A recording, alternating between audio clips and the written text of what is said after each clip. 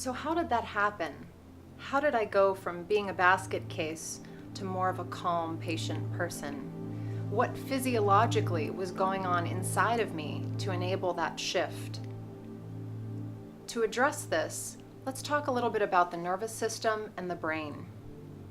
First, let's talk about the autonomic nervous system. We have the sympathetic nervous system, commonly referred to as fight or flight. This is our emergency response system, and it's essential for us to have. When the body is engaged in the sympathetic nervous system, our muscles tense and tighten, blood pressure increases, heart rate increases, adrenaline courses through our bodies so that we can spring into action. This nervous system is responsible for our reactions when we're in an emergency. For instance, if we're hiking in the woods and we encounter a bear, we need all of that energy in the body so that we can respond. We can either fight the bear or we can run away from the bear. The other part of our autonomic nervous system is the parasympathetic. When we're in the parasympathetic nervous system, we're relaxed, we feel calm, and our bodies function as they should. In fact, this part of the nervous system is commonly referred to as the rest and digest nervous system. Again, sympathetic nervous system, fight or flight. Parasympathetic, rest and digest. We're supposed to be living in our parasympathetic nervous system, relaxed much of the time, but we're not. Why? Because in our modern day society, we view traffic the same as we would view being attacked by a bear in the woods. So what can we do to convince our sympathetic nervous system that a long to-do list is not the same as a life or death scenario? This is where mindfulness comes in.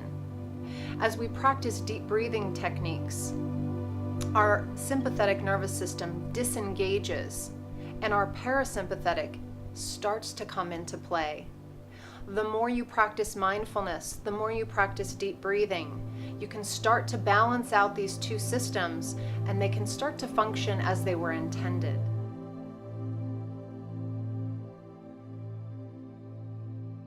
It's important for you to understand not just the nervous system, but also some parts of the brain and what's going on in the brain when we practice mindfulness. Take a look at this image of the brain. I want you to focus on these three regions. The prefrontal cortex, this is an area of the brain that deals with executive function, our decision-making ability and impulse control. Our hippocampus, which is responsible for our memories, both forming new memories and storing memories. And the amygdala.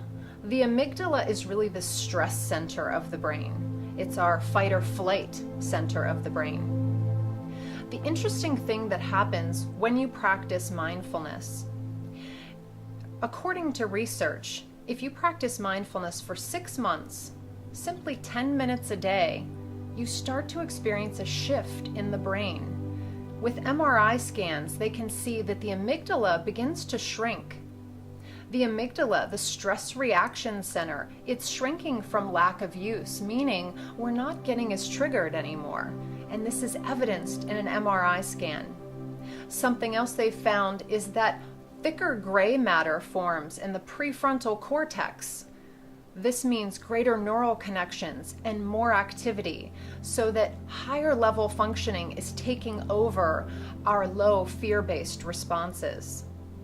The other benefit to mindfulness practices is in the hippocampus. It actually strengthens neural connections in the hippocampus, the memory centers. There's even some early research that shows practicing mindfulness for in as little as 10 minutes a day can help to reduce your risk of developing Alzheimer's as you age. So having a greater understanding of these brain benefits, these benefits to your nervous system, as well as experiencing the benefits for yourself, you can see that mindfulness is a really powerful practice to help you reduce and manage stress in your life. It's beneficial for you as well as for your students in all settings, but certainly in the educational setting. So let's get started.